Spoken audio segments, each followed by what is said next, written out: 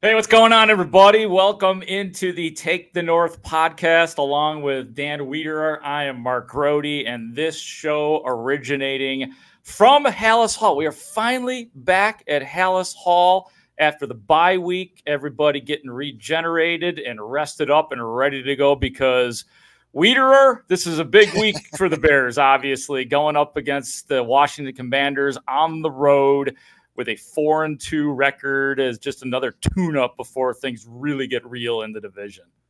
Just to set the stage for our audience here on YouTube, Mark and I are probably about 30 yards from each other, but we're in totally separate rooms at Halas Hall. He in an old NFL Network studio, me in the midway here. And so one of these days, maybe we'll do this actually side by side since we're in such close proximity. But for now, we're making the best of the technology we have, right, Mark? Yeah, we have to get one of our fine Take the North engineers to come out here probably because Dan, if left to you and I, and to a lesser degree, our producer, Adam Studzinski, we're going to be in separate rooms just about every time as we put this together. But that's all right, man. You command the hallway. I command the NFL Network studio. We got this market cornered, brother. Studs can tell you that I've had corners cornered in this building here. I've done this podcast from the coat closet downstairs. I've done it from a back green room somewhere that I'm not even sure we're supposed to be. There's a lot of different pockets that you can record the Take the North podcast at. Sometimes it's necessary when the media crush gets big and you just got to find a little bit of a space, right? You have to be resourceful. And I'll be honest, there's been many a times where I think that I've carved out a private place, including this studio that I'm in. I would just like to say that I was the original founder of this studio. Now everybody uses it, so I get a little bit angry when I come in here and there's other people, but there's always those secret spots, and maybe I need to stop telling people about it. You got to stop telling people about the secret spots, otherwise we lose the secret spots. Yeah. So it is a fight out here at times for space. But you bring up in the outset a very interesting week here out at Halas Hall because it's Bears Commanders week. And a week ago at this time, we thought this was going to be the showdown of all showdowns. Number 1 overall pick versus the number 2 overall pick. Caleb Williams versus Jayden Daniels. It was so intriguing that CBS flexed the game into the 325 slot. They threw Jim Nantz and Tony Romo and Tracy Wolfson on the call. And now Jayden Daniels may not play. We've got the news coming out of Washington that he is currently per Dan Quinn, week to week with the rib injury he suffered on Sunday against the Panthers. Dan Quinn said today, Mark, that Jayden Daniels suffered that rib injury on the first play of the game, ended up playing 10 snaps in that game before turning things over to Marcus Mariota. And I know that when CBS kind of moved their A-team and carved out the stage, that they weren't expecting Caleb Williams versus Marcus Mariota to be the center stage attraction. Yeah, I think that obviously it would ruin a lot of it, but the fact that Caleb Williams has come on like he has, as we've been talking about, especially in the last 2 games, and we could say 3 if you'd like to go back that far as well. I think that they would accept that too. I'm worried, man, because I guess as one who covers this team, yeah, I want to see it too. Like, I don't necessarily need the Bears to have an easier way of it in Washington. I want to see the spectacle too. I want all the hyperbole. I want all the pomp and circumstance, and we got some of that today at the podium. So I'm hoping for it. But man, we know how these rib injuries are. I mean, typically a player has a rib injury, they're going to miss at least a week. So I begin the week pessimistic that Jayden Daniels will be able to play in the game. I mean, why would they want to take a chance this early in the season, despite what it is with what is their franchise quarterback? And it looks like he's going to be great for a long time. No question, particularly with a dual threat quarterback, a guy that's going to be moving around a lot, a guy who needs to use his body to throw the football. And man, I was talking to Studs before we came online here that, anybody that's suffered through a bruised rib, a cracked rib, it is a very, very painful injury. You can take a lot of stuff to numb it. You can take a lot of stuff to get through, but it is different trying to play quarterback in the NFL against a really good defense with a bad rib. So I think you're right. I think it's probably increasingly unlikely that Jayden Daniels will play. We'll obviously monitor that day to day out here during the week, and it will remove some of the luster from this matchup. But hopefully for the Bears' sake, they come back focused, ready, rested, capable of continuing a winning streak here, which is, not super common, and we're on a 3-game surge here. The Bears looking for their first road win of the season, not counting the neutral site London victory over the Jaguars. And we'll see what they've got in store later in the week. Yeah, I mean, to continue to take advantage of what's in front of you. Yeah, the Bears have gone up against some bad defenses. We've taken that into account. It has to be taken into account. And if they do play against Washington without Jayden Daniels and it's Marcus Mariota, then, hey, take advantage of that, because Jayden Daniels has been legitimate this year. And I finally got a chance to watch him a couple times, a couple of weeks ago, and then the very little that he played on Sunday. But from my eyes and from what I've seen, this guy is really good. He's dangerous. He's explosive, and he can do it. He's got a big arm, and he's got big legs too. It'd be interesting, and then it's a good type of challenge for a Bears defense that wants challenge, right? And they're thirsting for it. And they want to see what they can do. It should be a fascinating game regardless of who plays. By the way, Marcus Mariota in that trouncing of Carolina on Sunday was 18 for 23, 205 yards, 2 touchdowns. So the offense continued to hum, albeit against a bad Panthers defense that we're very familiar with. But it's not like there was a steep fall off when Mariota came in the game on Sunday afternoon. My experience is watching backup quarterbacks, and we've seen a ton of it here with the Bears, that typically when they first enter a game, when they are hoisted into action, there's that adrenaline going, sort of that nothing to lose factor. And we see a lot of quarterbacks thrive in that area, make you think, oh, there's really not much of a steep step off. But I think that eventually and this goes for backup players at any position in the NFL. If you are a backup player, a backup quarterback, eventually you will be exposed. Nobody has a backup quarterback on their roster. I mean, there have been occasions every once in a while where maybe there's a backup that's worthy of being a starter, but typically not. So, I mean, we know the record throughout Marcus Mariota's career. So I do think, while he was good, I mean, I can't take anything away from him, he is a backup quarterback in the NFL, and the Bears would have to take advantage of that. No question about it. You mentioned we heard from some players here at Halas Hall on Monday afternoon, Cole Kmet and TJ Edwards among them. I thought Cole was good, as he always is, pretty insightful, pretty introspective, pretty capable of kind of shining a light on some of the feelings from inside the building here. Mark Potash, I thought, asked a pretty poignant question about what about this recent offensive surge that the Bears have been on makes him feel like this is sustainable. And Cole, for about the 6th time during the regular season, answered with 2 words: the quarterback. And I don't know that there's anybody in this building that has been as enamored with the talent, the potential, and the growth of Caleb Williams as Cole Kmet, and he expresses it so consistently and so profoundly. Do you agree? Yeah, and if you're a Bears fan and you hear that from Cole Kmet, that the reason 4-2 is sustainable and perhaps ascending is because of the quarterback, let's just stop and let that soak in for a second. Because really, truly, when was the last time we were able to say that a Bears offense is good, not because of their running back, not because of their offensive line, but because of the quarterback? So I think that really needs to be taken into account. And my guess is that if Cole Kmet is saying it, that there are other people in the locker room that are seeing it. And you know what? Look, just the way you and I and everybody listening to the Take the North podcast takes in the Bears, we understand that it was shaky early on. The players felt the same way. They're like, okay, wait a minute, what do we actually have here? Is this guy good? And then you're like, sort of the way we were in training camp when we'd see those elite plays, like, oh yeah, okay, I get it. And there's a lot of that going on right now. I can't wait to get back in the locker room on Wednesday, because I feel like that's happening. Like, people are actually seeing what Caleb Williams is doing, as opposed to just saying it and answering questions the way they think that we want the questions answered, because we ask all these questions. Right. What do you think of Caleb? What do you think of Caleb? And they're all, oh, he's great. And I watched him in college and he was awesome. But it's stuff that they have to say. Now it feels more genuine from the guys in the locker room, including the guys on the podium today. Well, I think they're seeing it, and I think they're feeling it. I think they're feeling the difference. I think they're feeling what momentum is like when you can score 5 touchdowns in a football game, which the Bears have done in each of the last 2 games they've played. It's pretty incredible stuff when you've lived this existence for as long as you have, to suddenly be shown the light, and to see the light and go, wow, this is pretty cool, to be able to get on a roll like this. And Cole's one of those guys that, like, he doesn't just blow smoke to blow smoke. You know, he's pretty honest and forthright and candid.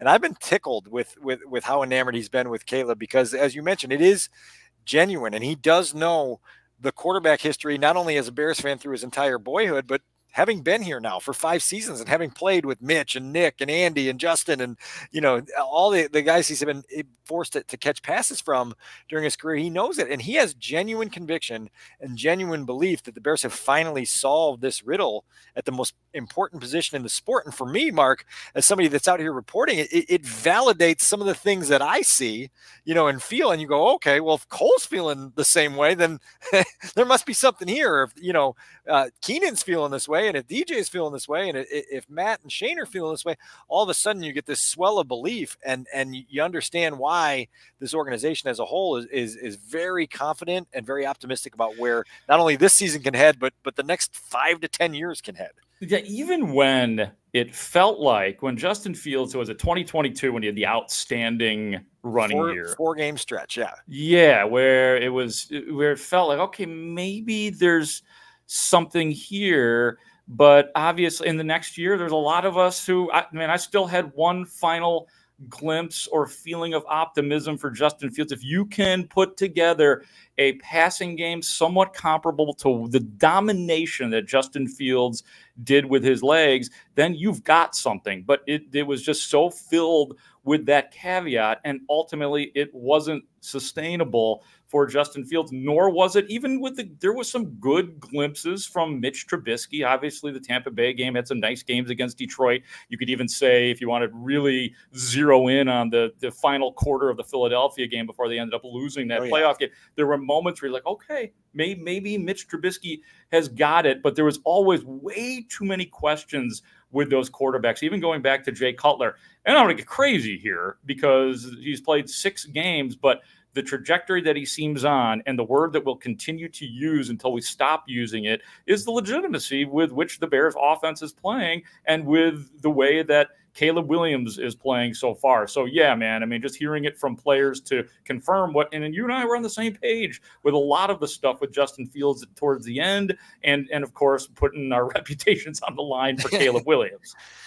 But by the way, a little tease here for later in the week. I will have something at chicagotribune.com at the end of the week. And then we are going to bring some audio to the Take North podcast for our listen to this episode at the end of the week related to Caleb Williams and his return home. And I bring that up because his return home is another obstacle that he's got to face, right? He's going back to DC this weekend to play in front of a large group of family and friends and people that have been in his background. And, that's something that as a young quarterback, you have to manage. Now, I think we both agree that the maturity he's shown through every stage of his time with the Bears since the pre-draft process until now has been pretty impressive. But this is another thing that you have to navigate your week, and you have to have the steadiness, and you have to be able to control your excitement and your energy and whatever your outside influences are in a way that allows you to be ready for the game day. So it's an interesting challenge. And you throw in that as well, Mark, that he's 0-2 on the road, and so you got to be able to thrive in a road environment and clear that hurdle as well.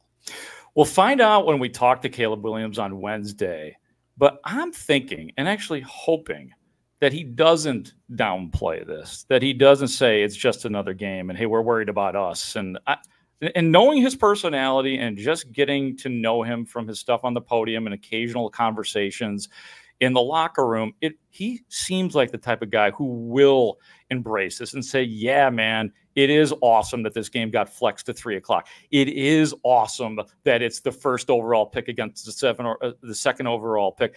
I don't think there's any, and Cole Kmet kind of said that today. Like I don't think there's any problem with, I'm just paraphrasing, embracing the fact that this is a big game and it's meaningful and it's fun that it's 1-2. So many times it feels like, and I get it, it's what sports teams have to do to make themselves just keep on that even keel. But why not? Why not play it up a little bit and enjoy it and embrace it? Well, I love the sentiments that Cole shared today because he was very emphatic in saying, look, your preparation doesn't change and the way you go about your week doesn't change, but your energy levels should change for big games. And you should have the want to be on that stage with everybody checking in to see how you measure up in big moments. You know, this is the trajectory that the Bears want to go. This is the ride that they want to take.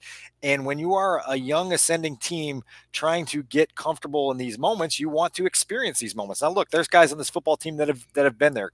TJ Edwards, we heard from today, he's played in the Super Bowl. Tremaine Edmonds has made deep playoff runs. There's guys here that know what it's like to be in those moments, and then there's guys that aren't. And I think the more experience you can gain in these types of games, not only navigating the preparation, but then getting in them and feeling that adrenaline surge, it's important. And it's not just important for this year, it's important for the year after that, and the year after that, and the year after that, because the more big games you get in, the more big game experience you want. And so hopefully this will be a beneficial thing, win, lose, or draw for the Bears to kind of navigate this week together. Yeah, that stuff is real, man. I mean, sometimes it just sounds like cliche and talk, but that, I mean, another thing Cole Kmet said, he says he's sick of playing in noon games. You know what I mean? They want that shine. They want, for whatever reason, whether it's they want the individual attention, that's cool. But really, it does. And I think I heard you talking about this on the Score today, that you had a friend that was watching the Minnesota Green Bay or the Minnesota Detroit game, and he said it felt like a playoff game. That's exactly what you want. It's like a college football season when you don't play enough big games during the year, and then you get to your bowl game and you get your ass beat. And we've seen too many Bears teams have that happen because it didn't feel like the wins were legitimate and it didn't feel like they were big enough. So I think there is some, while it's not everything, I do think that there is some realness to that. We'll circle back to that Lions-Vikings game before we're done here, because there are a couple things I want to throw at you before we're done there. But while we're on the topic of Cole Kmet, he also talked today about what's been a front burner storyline for the last 2 weeks, which is the Bears starting with the script or not starting with the script, right? And so just to put this in perspective for our listeners, there are some coaches that script everything. First 15 are scripted, and you have your third down plays that you want to get to. And then there are other coaches that have, some people call them openers, some people call them situational starters. There's a lot of different labels for them, but it's just, hey, here's a sampling of things that we might go to, you know, but it's not boom, boom, boom. We're definitely running this. We're running this in that order. There's been a lot of talk about that over the last couple of weeks about how the Bears have navigated that road in the first month and a half of the season. And listening to Cole chime in on that today, I thought was insightful. And let's take a listen to what he had to say. There's been a lot of talk the last couple of weeks about the script to start the game. And how do you explain from a player's perspective the difference between having a script versus the situational starter menu that you may have been working off of? Yeah, I mean, I think that gets overblown a little bit. I mean, there's coaches that don't have scripts going into games. That's very common for a lot of coaches. There's coaches that have it down to the T where it's kind of teed up really up until halftime. Like you got your first 15 or first 20 and your primary third down calls where, I mean, I could tell you it's 3rd and 6. I know exactly what play's coming in. And then you take that really all the way to half, and then you regroup at half and kind of list what your opener is going to be for the half, and then you go on there until the end of the game, really. So there's a bunch of ways of doing it. Obviously, we got to be better, coming out of the game.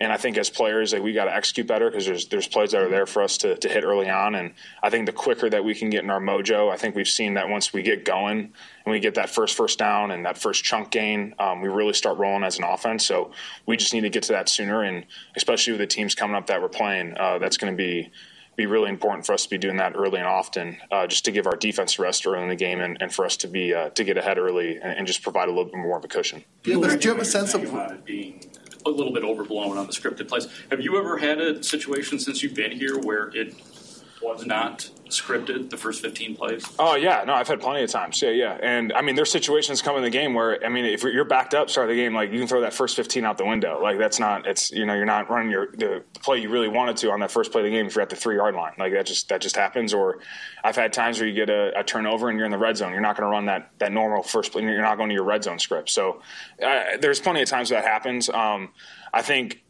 for us – for me as a player personally, like you'd like to have an idea of what's to come and what you can expect out there. And I feel like by the end of the week for me, mostly like I know, hey, if it's a 3rd and 6, 3rd and 8 call, I kind of have an idea of the first 3 plays that Shane's going to be calling. And I hear the first 2 words of the play call. I already know what the play is. So I think that's where you kind of want to be as a player, and you feel really prepared in that essence, and you can go play fast in that regard. So I think that's where we're getting to in that way. But Yeah, I think you can really go either way in terms of the scripted stuff. Cole, do you have a sense of why you guys haven't started faster? I mean, we can talk about the script, but the first quarter. Yeah, I wouldn't say it's the script. I'll say that it's player execution and us being better in that regard. What do you make of that, Mark? Well, I think it's interesting. The only thing I would say, and I believe everything that Cole Kmet said, that the scripted plays are not everything, that it's overblown. It's just a matter of, are we comfortable when we start the game? Do we have some bread and butter plays? And that I understand. However, I would also say that, Marcedes Lewis, who is a well-respected guy in that locker room, he made a point of saying that to a national reporter, to Stacey Dales, that this is what we did to change things to, I would say subsequently, and I'm assuming that to make it better. So it sounded like it was something that was needed, whether it was scripted plays or just more organization early on, or more confidence early on, or more bread and butter early on. But I don't think that Marcedes Lewis said that for nothing, and that would also suggest to me that there were other players in the locker room who agreed with Marcedes Lewis. Yeah, and it's going to be interesting to see how this evolves, because, look, like, this has been used as an example of the Bears troubleshooting things after a rough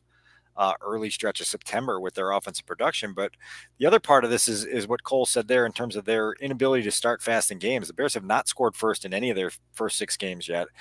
They have 10 points in the first quarter this season in 6 games, which is a little bit alarming. I think the only teams with fewer points are the Rams with 6, and the Eagles, believe it or not, have not scored in the first quarter this season. That blew my mind when I saw that statistic.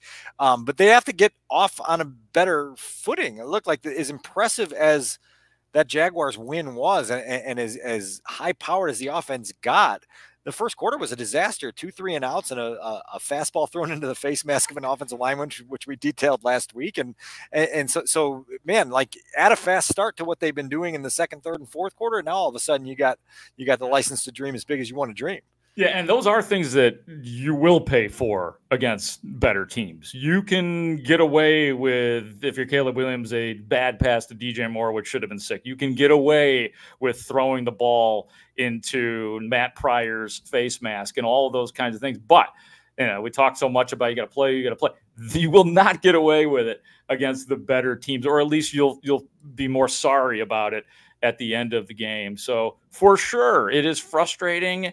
And I think that there's a panic button that people push, especially with Caleb Williams, when we see these early 3-and-outs back to back. So yeah, that's something that is on Shane Waldron, whether it's the scripted plays, whether it's just better play calling early on in the game, that does have to get fixed. And again, we hit the Bears have the luxury of fixing these things early on. And while you are winning, while you are 4-2, make yourself better for when it gets real.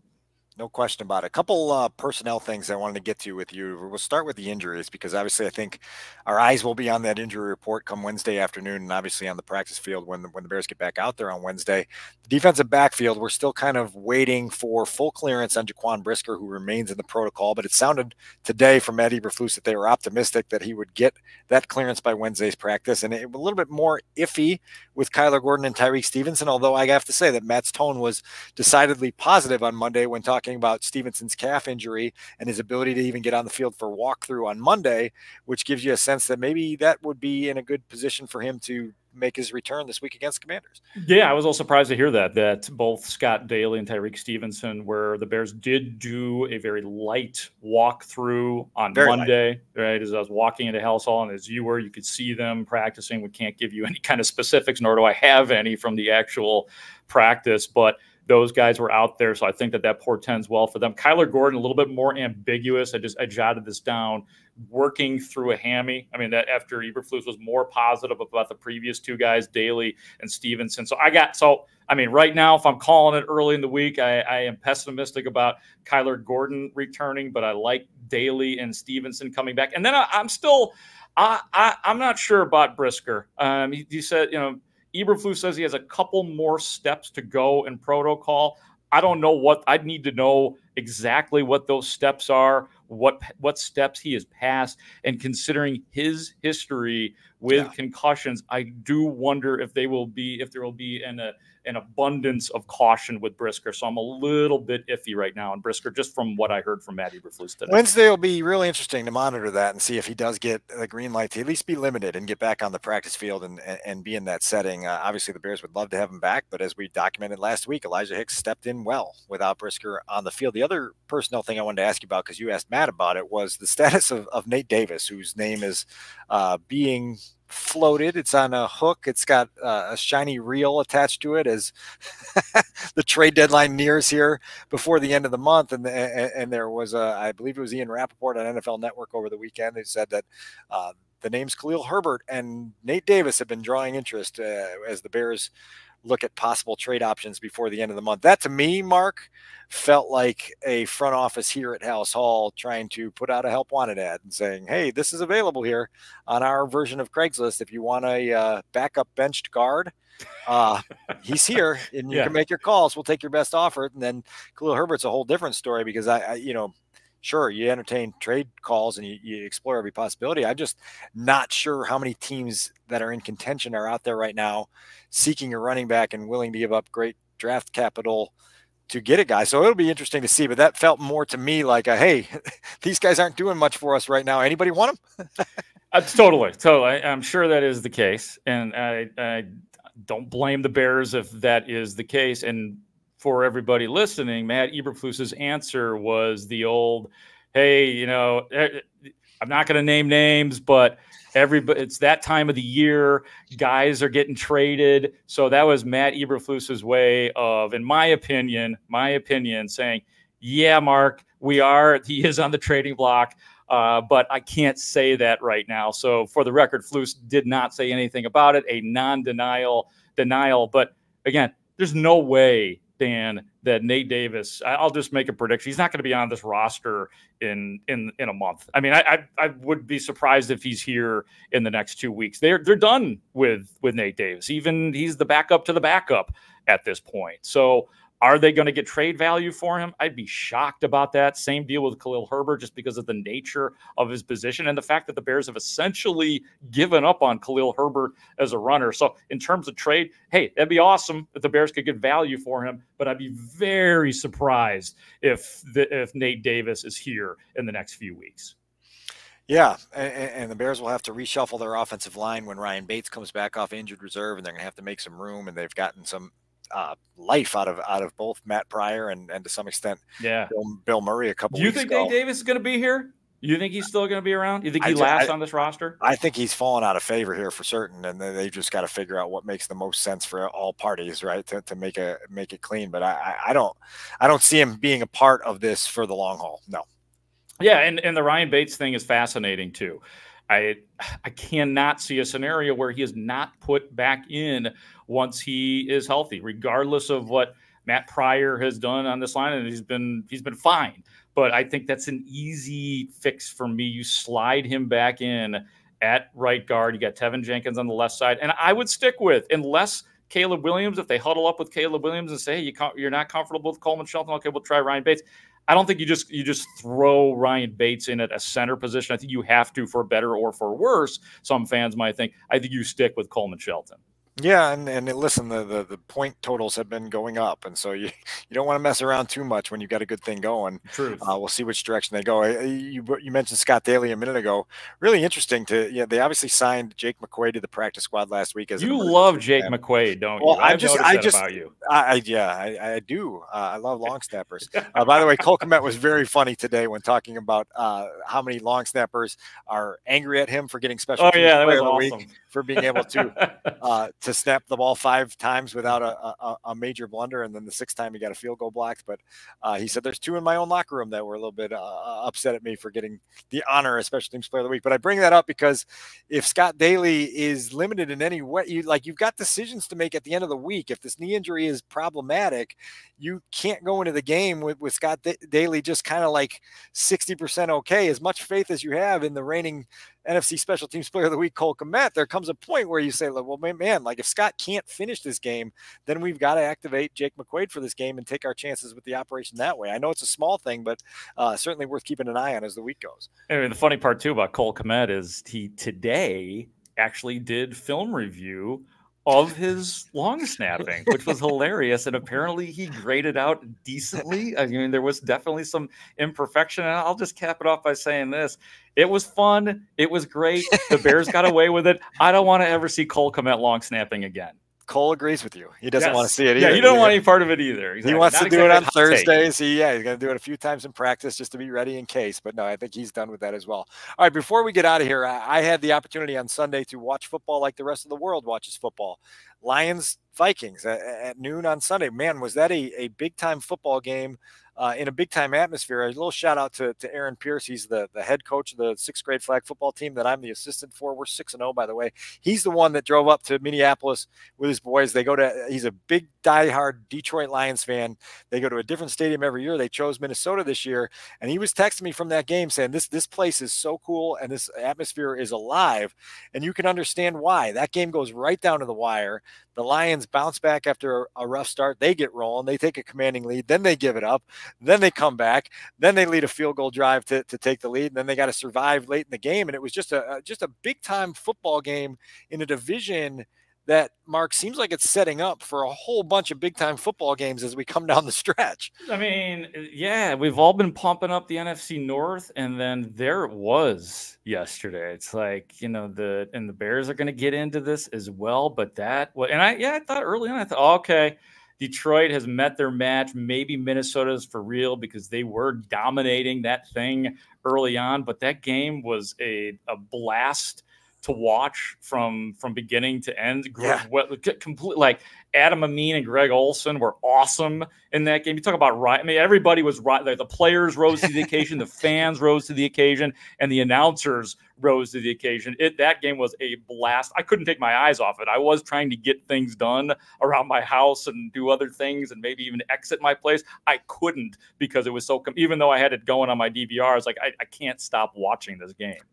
Yeah, I mean, look, like Jahmyr Gibbs, he's one of the 10 things that you can love about that Lions team right now because that dude is a playmaker. And he made some big-time runs with the big, long touchdown run he had, the cut he made around the 30-yard line, just like that cut. Oh, good night. Good night. Oh, my God. Longest run of his career, too, I think, on that one. But that cut was – and that was one thing I wish the announcers would have made a bigger deal out of. I mean, like, I'm sure there have been running backs who have made cuts like that, but that was – fantastic what he did. Another thing Cole Kmet was saying too about this division, like he was like, it kind of paraphrasing, kind of sucks that everybody's good, that there's no weak link, there's nobody, but it's also fun. Like, be careful what you wish for with every team in this division being, I think, good. And the Bears will have a good lead up to getting to that first division game, which will be against the Packers, and 6 of their final 8 against the NFC North. But I'm telling you, like, you watched parts of that game on Sunday, and you're like, my God, number one, Brian Flores is going to challenge Caleb Williams when it comes time for him to take that test against the Vikings. Then you watch Jared Goff do things against that Brian Flores-led defense, and you're like, man, a massive amount of respect for his ability to handle the operation, to bounce back after the David Montgomery fumble gave the Vikings a lead late and lead a touchdown drive with a couple big completions. And you just see two teams that seem like they're for real. That didn't seem like there was any pretenders in that football game yesterday. And that's a little bit of a warning to the Bears that, like, be ready because the division's coming. And when you got to play 6 of your final 8 against those foes, you better be ready to play those games. I can't wait to see what Eric Washington and the Bears defense have in store for those offenses. And they are, as we've been talking about, there is explosiveness in each and every one of those. So from every angle, those are going to be fascinating games to watch. No question about it. Well, we've got a lot ahead of us this week. Anything else you got on your plate before we roll into the meat of week 8? Yeah, man. Pumped to be back out here. The only thing other thing was TJ Edwards getting up there, and I did ask him the question about, because I know we've all sort of been obsessed with the Bears' top 5 D, and we talked about this a little bit on the last podcast, and I know you wrote a big piece too about the Bears defense. I thought it was interesting the way he answered. I mean, I asked him, are you guys a top 5 defense? He did not say, yes, we're a top 5 defense. He kind of took a deep breath and said, yeah, we're good, but there are lots of things that they have left on the table. He kind of said that, explosive plays, and we've seen some of that this year with running backs bursting through for big runs, and he didn't want to get too specific, but it almost felt like TJ Edwards had just come out of the film room and seeing some of the mistakes that defense has made. So I don't think that they're ready to be like, yeah, we're elite and we're top 5. It's not quite there yet, is what I surmise from what TJ Edwards told us. Yeah, today. I mean, you run the blacklight over it and you see some of the stains on the resume, but you also have to understand that this team has an edge about it, and the defense in particular